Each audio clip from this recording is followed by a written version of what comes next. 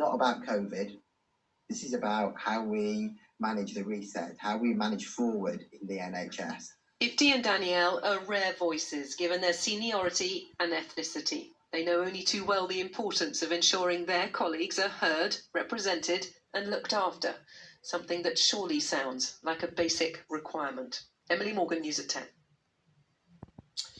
One question in the debate over the response to the virus is whether mass gatherings, especially at sporting events, should have been stopped sooner. The Cheltenham Festival, for example. The spectre of that decision will hang over Newcastle Racecourse on Monday when horse racing returns in the UK for the first time since March. But there won't be a punter in sight, with organisers agreeing there should be no gamble when it comes to safety. The last sport to shut up shop will be the first one back, but with quite a difference. No punters, temperature checks on arrival, and social distancing measures mandatory everywhere on the course for all jockeys and support staff. Nevertheless, it's an exciting time and a great shop window. I feel very confident about us coming back first because we've been planning this for over 10 weeks since racing was stopped, and the professionalism of the people in the sport means that I know we will be able to show the world how good we are at ensuring that we can do this in a safe way. Trainer Ed Walker says race day can't come quickly enough. While he believes the sport is fairly robust, few have escaped the financial damage COVID-19 has caused to this multi-billion-pound industry. Next week, he says, is also a good opportunity to repair some of the PR damage caused by the now infamous decision to go ahead with the Cheltenham Festival as the virus began to take hold here.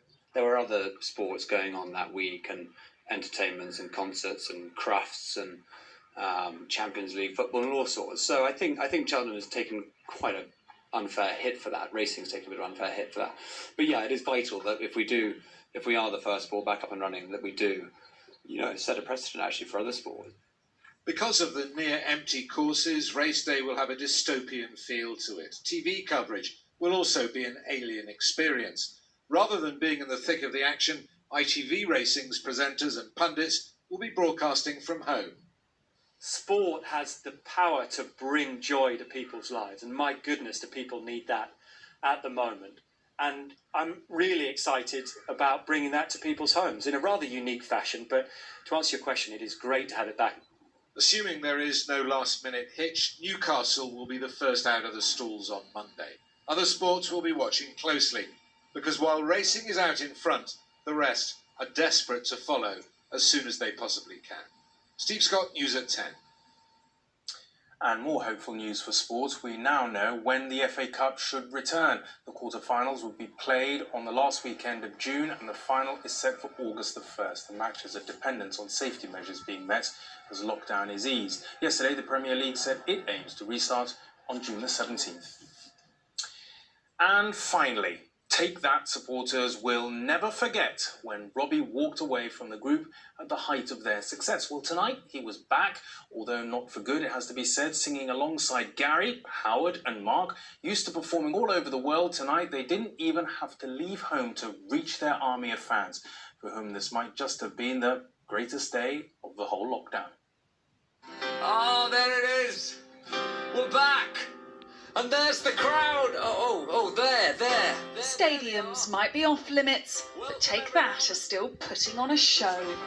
Tonight this could be the greatest night of our lives. Who needs a stage when you can perform online from your own home?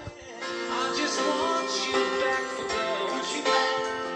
Want you back. Want you back for good. They are back, but not for good. Robbie Williams has reunited with Take That for this one-off event to raise money for charity.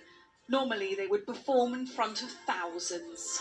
Want you back for good. Instead, fans are watching virtually at a social distance.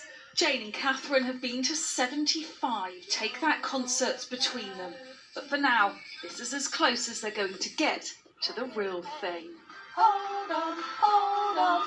This is the best thing that's happened in lockdown. It is like one big party. But the pleasure that we've had today is we've not had to queue for 2 days to get front barrier. We're all in the same position watching it online, and it's great.